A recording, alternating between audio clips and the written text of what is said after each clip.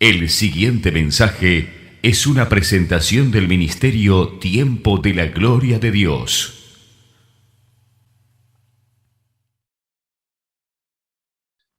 Sí, bien, perfecto. Si alguno tiene la Biblia a mano, lo voy a invitar a que ahora en Mateo capítulo 26. De todas formas, yo se los voy a leer, no hay inconveniente. Pero vamos a estar leyendo una historia que está presente en tres evangelios. El Evangelio de Mateo, el Evangelio de Marcos y el Evangelio de Juan. Y les voy a pedir unos minutos de su tiempo para que podamos leer la historia en los tres evangelios, porque cada uno de los evangelios tiene algún detalle adicional que es siempre muy interesante compartir. Entonces, estoy en Mateo capítulo 26, versículo 6, que dice lo siguiente. Y estando Jesús en Betania, en casa de Simón el leproso, vino a él una mujer con un vaso de alabastro de perfume de gran precio, y lo derramó sobre la cabeza de él, estando sentado a la mesa. Al ver esto, los discípulos se enojaron, diciendo, ¿para qué este desperdicio? Porque esto podría haberse vendido a gran precio y haberse dado a los pobres. Y entendiéndolo Jesús les dijo, ¿por qué molestáis a esta mujer? Pues ha hecho conmigo una buena obra. Porque siempre tendréis pobres con vosotros, pero a mí no siempre me tendréis. Porque al derramar este perfume sobre mi cuerpo, lo ha hecho a fin de prepararme para la sepultura. De cierto os digo que donde quiera que se predique este evangelio, en todo el mundo también se contará lo que ésta ha hecho para memoria de ella. Esta es la historia narrada por la misma historia narrada por Marcos en Marcos capítulo 14, versículo 3, dice lo siguiente. Dice, pero estando él en Betania, en casa de Simón, el leproso, y sentado a la mesa, vino una mujer con un vaso de alabastro de perfume de nardo puro de mucho precio, quebrando el vaso de alabastro, se lo derramó en la cabeza. Dijeron dentro de sí, ¿para qué se ha hecho este desperdicio de perfume? Porque podía haberse vendido por más de 300 denarios y haberse dado a los pobres. Y murmuraban contra ella. Pero Jesús dijo, dejadla, ¿por qué la molestáis? Buena obra ha hecho. Siempre tendréis a los pobres con vosotros, y cuando queráis les podréis hacer bien, pero a mí no siempre me tendréis. Esta ha hecho lo que podía, porque se ha anticipado a ungir mi cuerpo para la sepultura. De cierto os digo que donde quiera que se predique este evangelio en todo el mundo, también se contará lo que ésta ha hecho para memoria de ella. Y voy a finalizar contándoles la misma historia en el Evangelio de Juan, para recabar todos los detalles que ya tiene contado por los tres evangelistas. Juan capítulo 12, del 1 en adelante, dice así. 6 días antes de la Pascua vino Jesús a Betania, donde estaba Lázaro, el que había estado muerto y a quien había resucitado de los muertos. Y le hicieron allí una cena. Marta servía y Lázaro era uno de los que estaba sentado a la mesa con él. Entonces María tomó una libra de perfume de nardo puro de mucho precio y ungió los pies de Jesús y los enjugó con sus cabellos. Y la casa se llenó del olor del perfume. Y dijo uno de sus discípulos, Judas Iscariote, hijo de Simón, el que le había a entregar, ¿por qué no fue este perfume vendido por 300 denarios y dado a los pobres? Pero dijo esto no porque se cuidara de los pobres, sino porque era ladrón y teniendo la bolsa sustraía de lo que se echaba en ella. Entonces Jesús dijo, déjala, para el día de mi sepultura he guardado esto, porque a los pobres siempre los tendréis con vosotros, mas a mí no siempre me tendréis. Y nosotros estamos acá ubicados, como dice la Biblia, algunos días antes de que Jesús muera. ¿eh? Marcos y Mateo dicen que eran 2 días antes de que Jesús muera. Juan, que es un poco más detallista en la historia, dice que son 6 días antes de que Jesús muera. Nosotros sacamos la conclusión de que seguramente eran 6 días antes de que Jesús muera. Y en realidad Marcos y Mateo están haciendo un relato de los últimos días de Jesús y incrustaron esa historia allí eh, cuando venían contando lo que pasaba 2 días antes de que muriera. Y nos cuentan, y el primer detalle a prestar atención, que Jesús está en la casa de Simón el leproso. Evidentemente Simón ya no era leproso, si no, no podría estar en la casa de Simón. Ni siquiera Simón podría estar en su casa. Se trata claramente de otra de las personas que fueron beneficiadas por nuestro Señor Jesucristo mediante el milagro de sanidad. Este Simón el leproso vivía en Betania, en la misma ciudad donde vivía eh, Lázaro, María y Marta. ¿Sí? Estos tres hermanos que eran amigos muy íntimos del Señor Jesús. La Biblia dice que eran aquellos a los cuales Jesús amaba mucho, no porque Jesús amara más a unas personas que a otras, porque el amor del Señor es perfecto, sino porque tenía con estos un vínculo un poco más estrecho, un poco más cercano, ¿verdad? Nosotros sabemos bien que el Señor no tiene favoritos, pero sí tiene íntimos, ¿eh? Sí tiene íntimos en ese sentido. Entonces, sí, siempre hay algunos que tienen una relación más estrecha con el Señor que otros.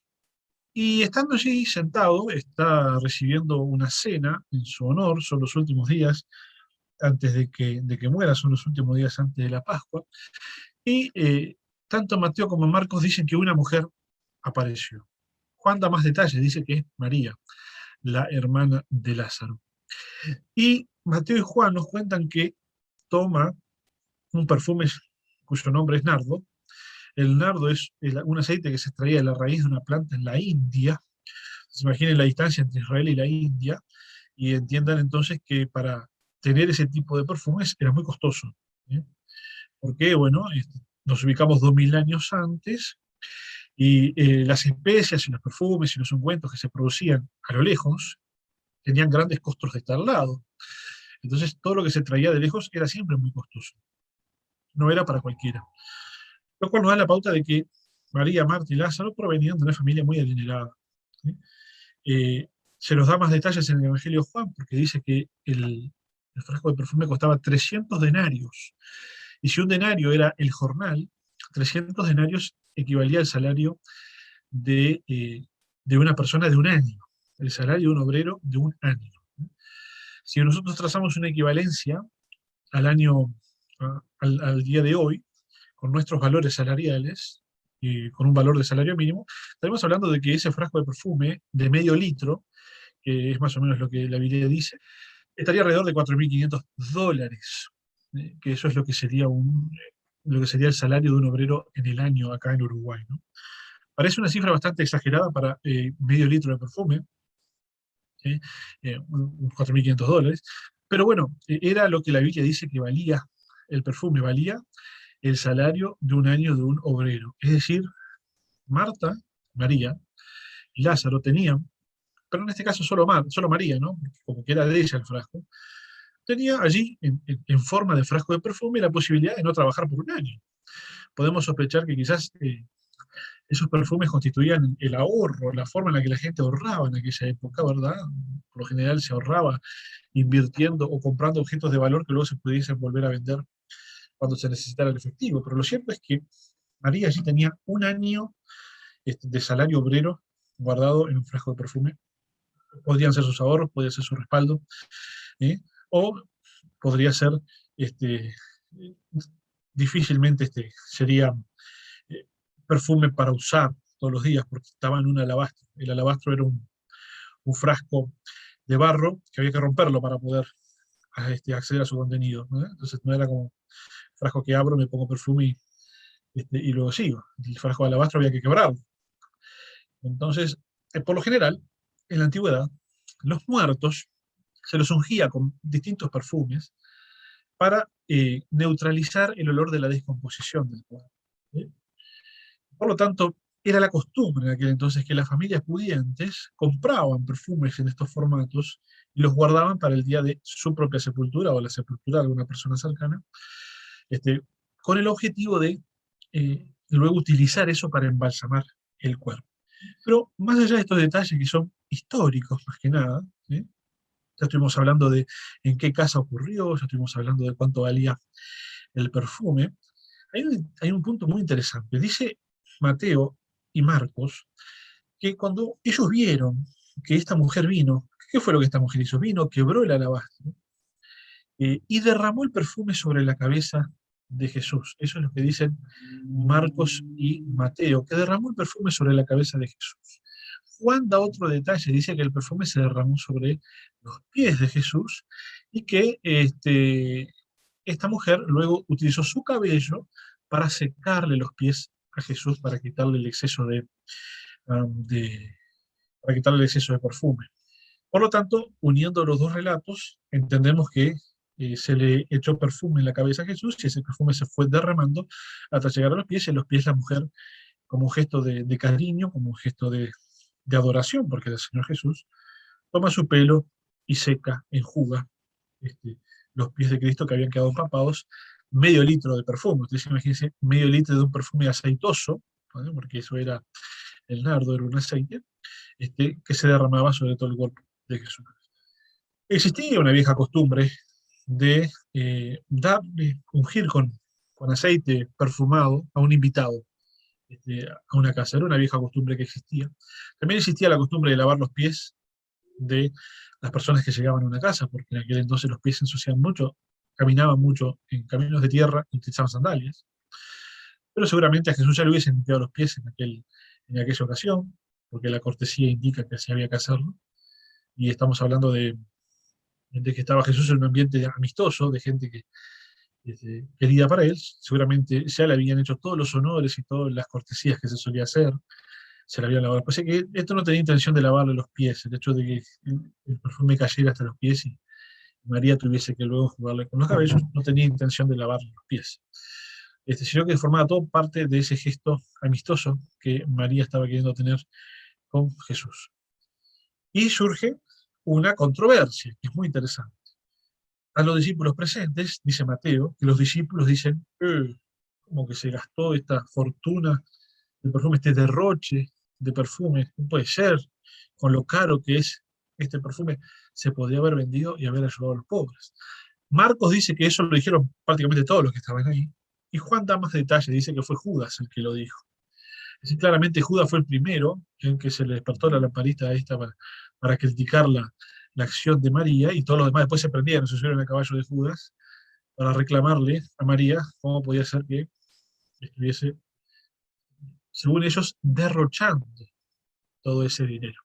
Para ellos esto era un derroche sin sentido, un derroche que no tenía ninguna justificación.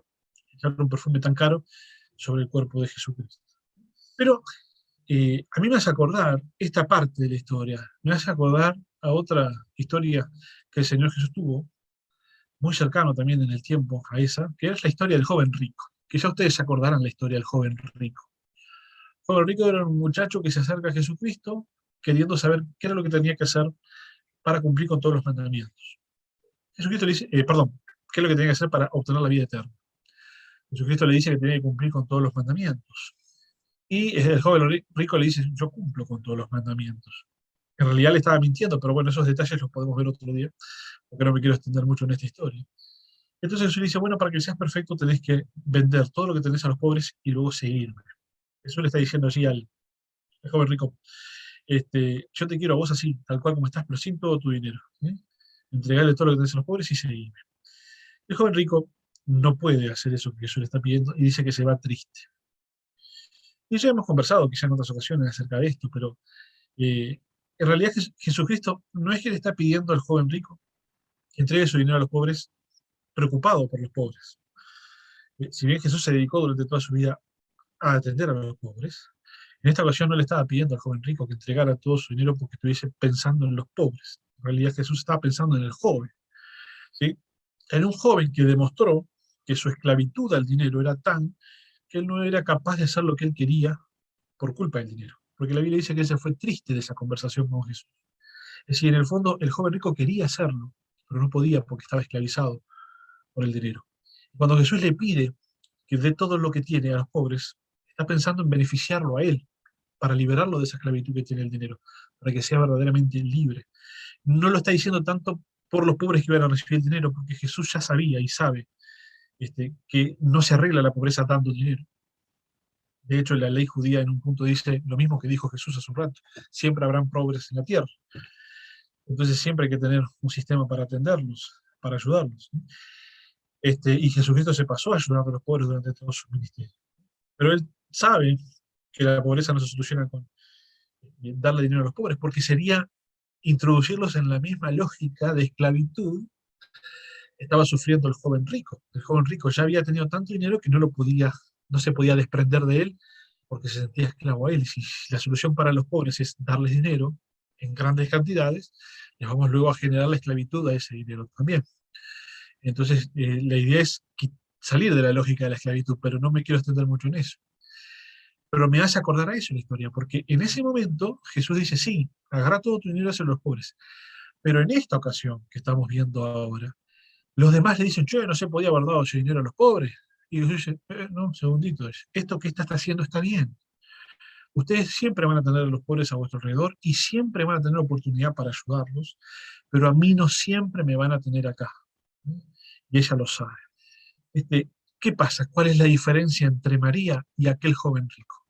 María estaba dispuesta a desprenderse de lo que era el ahorro que tenía, su respaldo, o de un objeto muy preciado, estaba dispuesto a desprenderse de eso para generar un acto de agradecimiento y de amor a Dios. No tenía problema en hacerlo. Seguramente era igual de desprendida para ayudar al prójimo también. María no estaba dentro de la lógica de esclavitud del dinero, era desprendida. Así de próspera como era, también era desprendida. Entonces, no había ninguna necesidad de regañar a María o de rezongar a María por lo que estaba haciendo, porque María en realidad no estaba teniendo ninguna actitud que fuese digna de ser reprochada. Pero los discípulos están desenfocados en estos últimos días de la pasión de Jesucristo, están desenfocados y no están entendiendo mucho lo que está ocurriendo. Hay muchas emociones que se están juntando en la vida de los discípulos. Y ven este acto y enseguida se suben a caballo de Judas, ¿sí? Porque que Judas los diga, bueno, no nos sorprende, pero que los demás se subieran a caballo y lo dijeran también, ya es más llamativo, de recriminar a esta mujer este gasto que había hecho de, eh, de la, del perfume. Pero no se olviden que estamos hablando de María, la hermana de Lázaro. Y Lázaro había sido resucitado hace muy poco por Jesucristo. Jesucristo revive a Lázaro luego de que tenía 4 días de fallecido. Lo que se nos cuenta, lo que sabemos, es que existía en Israel una vieja leyenda que decía que el alma de una persona permanecía en el cuerpo por 3 días, tras los cuales, ahí sí ya el alma se iba al cuerpo y no había chance de revivir a la persona. Es una vieja leyenda que existía en Israel en aquel entonces. De hecho, si ustedes han leído con atención la historia de los discípulos de Maús, se quejan de que Jesús había sido muerto y dicen, y encima pasaron 3 días, como diciendo, ya si tenemos una esperanza de que reviva, ya fue. Y en realidad ya había revivido, ¿no? Estaba caminando con ellos, estaba hablando con ellos. Eh, y Jesucristo hace ese milagro tremendo de levantar a Lázaro luego de que tenía 4 días de muerto. Todos más o menos conocen la historia de Lázaro, ¿verdad? La hemos compartido en otras ocasiones, ¿verdad? De esa historia en la cual Lázaro, que es muy amigo íntimo de Jesús, está enfermo para morirse, le mandan decir a Jesús que venga para sanarlo, y Jesús se demora 2 días en arrancar el viaje. ¿Sí? Y cuando llega ya tenía 4 días enterrado. Es decir, que en realidad cuando Jesús le manda el mensaje, Lázaro ya había muerto. En aquel entonces los mensajes no se enviaban por celular o por WhatsApp, ni siquiera por fax, ni por cable. Los mensajes se mandaban con una personita que iba caminando hasta donde estaba el otro para llevar el mensaje, un mensajero. Y la Biblia dice que Jesús estaba en una ciudad a un día de distancia de Betania, donde estaba Lázaro, del otro lado del Jordán, porque estaba huyendo de quienes lo querían matar anticipadamente. Y entonces ustedes se imaginen que el mensajero sale de Betania hacia donde está Jesús, eso es un día de viaje, le dice a Jesús, Lázaro está enfermo, por punto de morirse, pero en realidad Lázaro ya se había muerto cuando él estaba haciendo el viaje y no se enteró, según una noticia desactualizada, un día. Jesús espera 2 días, ahora van 3, y luego emprende el viaje a Betania, ahí van 4. Cuando llega le dicen, sí, hace 4 días que murió. Así que ahí es donde cierran toda la vuelta, donde en realidad le mandan un mensaje a Jesús y le dicen, vení que está enfermo, pero ya estaba muerto. Cuando Jesús llega a ese lugar, Marta y María le recriminan, si hubieras estado aquí no hubiera muerto. Eso no era cierto, ¿verdad? Porque si hubiera estado ahí, Jesús ya había muerto. O sea, cuando salió el mensaje ya estaba muerto Lázaro. ¿Eh? No había chance de que Jesús llegara antes o estuviese enfermo. ¿No? Los días no nos dan. Pero por lo general eso siempre ocurre cuando estamos atravesando un momento de gran dificultad, de gran dolor. No se olviden que Marta y María acababan de enterrar a su hermano. No vemos la realidad tal cual como es. Se nos distorsiona un poco la realidad porque estamos sumidos en un dolor muy profundo. Entonces, podemos llegar a decir cosas que no son exactas, ¿no? Como cuando María y Marta le dijeron, si hubieras estado acá no hubiera muerto. Él ya estaba muerto. Cuando le mandaban el mensaje ya estaba muerto. Así que si Jesús no se quedaba esos días y se iba enseguida, cuando llegaba ya tenía un día enterrado. Pero muerto estaba. Pero en el fondo todos ellos tenían esa ilusión que genera aquella leyenda de que 3 días se puede revivir, ¿verdad? Entonces, el mensaje que esto nos deja es muy interesante, porque Jesucristo revive a Lázaro. Al final responde la petición, tal cual todos querían, que reviviera a Lázaro. ¿eh? Pero Jesucristo tenía un propósito superior, tenía un propósito más allá de solamente revivir a Lázaro. Si Jesucristo hubiera llegado con Lázaro recién muerto y lo revivía, era un milagro más, ya habían visto de eso bastante. Si Jesucristo llegaba cuando Lázaro estaba enfermo, era un milagro más, ya habían visto varios de esos, no sorprendía a nadie. Jesús estaba a punto de morir y Jesús les había anunciado a sus discípulos que 3 días después iba a levantarse entre los muertos. Jesús sabía que lo que le esperaba era una muerte muy dolorosa y muy violenta, que iba a destrozar su cuerpo. Y Jesucristo necesitaba fortalecer la fe de los discípulos. ¿De qué manera iba a fortalecer la fe de los discípulos? Generando un milagro asombroso como nunca antes ellos habían visto. ¿eh? Levantando un muerto de 4 días. Levantando un muerto que ya estaba alargando dolor, como dice la Biblia. Levantando un muerto que, según la leyenda, ya era imposible levantar porque el espíritu ya se había ido. ¿no?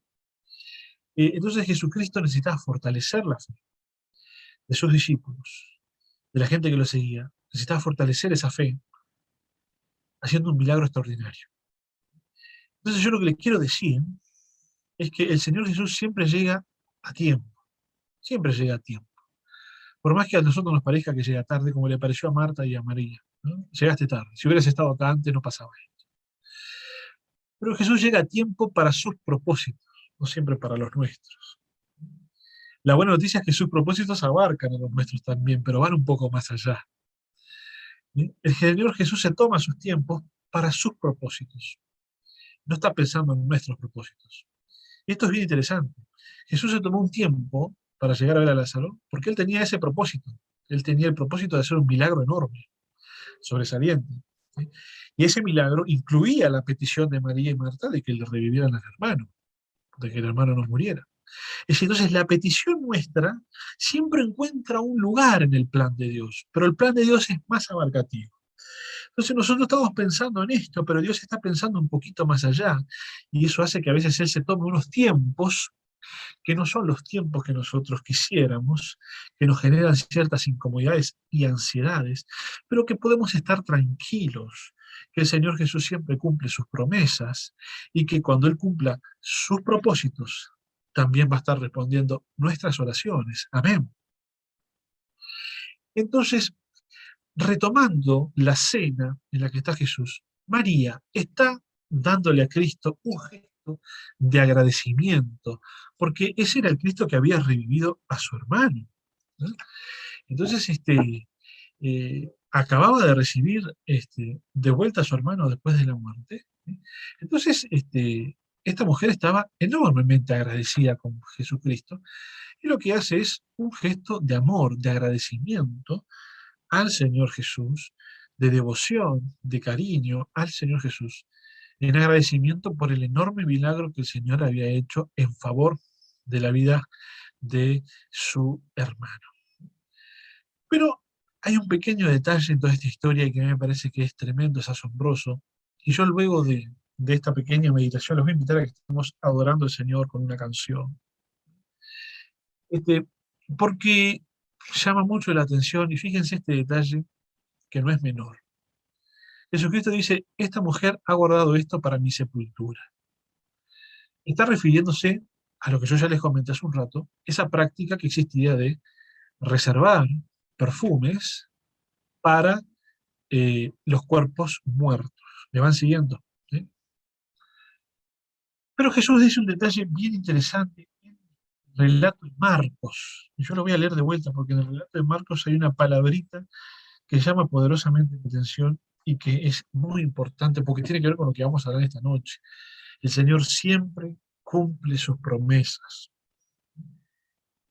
Y miren lo que dice, versículo 8 de Marcos 14. Esta, refiriéndose a Marta, ha hecho lo que podía porque se ha anticipado a ungir mi cuerpo para la sepultura. Es decir, para que vos utilices el perfume para embalsamar un cuerpo muerto, el cuerpo tiene que estar muerto. ¿Estamos de acuerdo hasta ahí? ¿Sí? No que vamos a estar embalsamando. Marcos 14:6. Esta mujer se adelantó, dice, a mi sepultura. Entonces, ¿cómo se entiende esto de que María derrama sobre el cuerpo vivo de Jesús lo que debería derramar después de que estuviese muerto? ¿Cuál es la explicación que le podemos encontrar a esto? ¿Sí? La explicación de esto es muy sencilla, pero a la vez muy conmovedora también. María, después de haber visto cómo Jesús levantó a su hermano de los muertos, María entendió y creyó que cuando Jesús decía que él también se iba a levantar de los muertos, era cierto que se iba a levantar de los muertos. Entonces María sabía en el fondo de su corazón que ella no iba a tener oportunidad de ungir el cuerpo muerto de Jesucristo. La Biblia nos dice que igual prepararon especias para ungir el cuerpo de Jesús, y cuando fueron Jesús ya estaba resucitado, ¿sí? Jesús ya estaba levantado de la tumba. No hubo posibilidad de embalsamar el cuerpo de Jesús. Ya lo hemos estudiado en la Semana Santa, que a Jesús lo bajan de apuro de la cruz y lo llevan a la sepultura de apuro porque ya venía el día de reposo. Y entonces no pudieron ahí embalsamarlo. Y cuando lo van a embalsamar, este, ya no está, ya está vivo. Y María en el fondo sabía eso.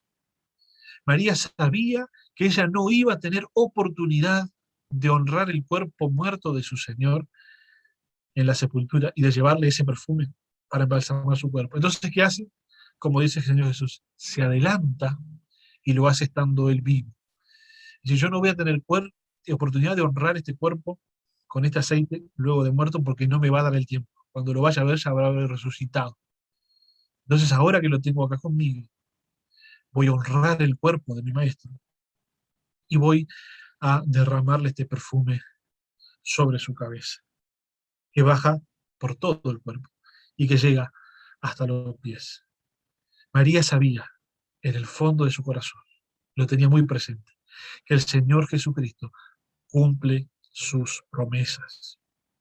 El Señor Jesús siempre cumple sus promesas. Yo te voy a invitar que allí donde vos estás, levantes la mano y diga, el Señor Jesús cumple sus promesas. María sabía que el Señor cumplía lo que había prometido. Y María dijo, y Jesús dijo, voy a levantarme al tercer día. Y María sacó cuentas y dijo, no me va a dar el tiempo para honrar el cuerpo muerto de nuestro Señor. O no voy a tener necesidad, o no va a tener sentido honrar un cuerpo que se va a levantar.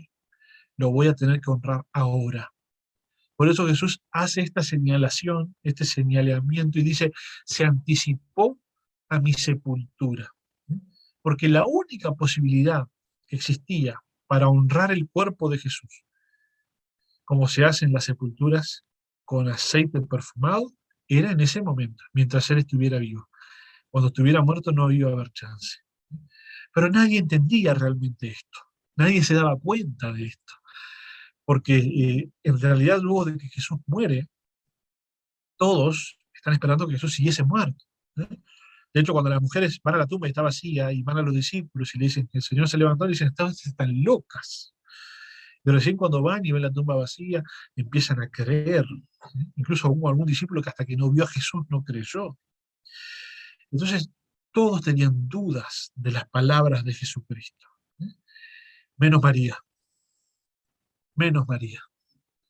Ese nardo, ese alabastro de aceite perfumado, que seguramente María tenía pronto para su propia sepultura o para la sepultura de algún ser querido. Evidentemente que era una familia muy pudiente, porque evidentemente deberían tener varios, porque si habían enterrado y embalsamado a su hermano, ya se habrían gastado unos cuantos frascos en el hermano, y después levantó, pero todavía le quedaba uno. Eso es un detalle a tener en cuenta. Todavía le quedaba uno, o quizá le quedaba más, ¿eh? Pero estuvo dispuesta a entregar eso en vida a Jesucristo por la profunda convicción que tenía de que el Señor cumple sus promesas. Y cuando nosotros estamos convencidos plenamente de que el Señor cumple sus promesas sí o sí, por más que parezca loco, por más que parezca que el tiempo pasó, por más que parezca una cosa imposible, como lo que Jesús les estaba planteando, cuando nosotros estamos seguros que el Señor Jesús cumple sus promesas, eso tiene que despertar en nosotros un acto de adoración a Dios. Cuando yo estoy convencido de que el Señor cumple sus promesas, entonces yo adoro a Dios. En aquella noche, en aquella cena, la única que estaba adorando a Jesucristo era María. Los demás estaban en otra. Los demás se fijaron en el precio, qué derroche, murmuraron en contra de María. Estaban en otra onda. No habían cazado antena. La única que estaba en actitud de adoración a Dios era María. ¿Por qué? Porque María tenía muy presente que el Señor cumple con sus promesas. Y quizás en esta noche, alguno de ustedes, ¿eh? O quizás todos ustedes, todos nosotros, estamos esperando las promesas que el Señor ha hecho para nuestras vidas.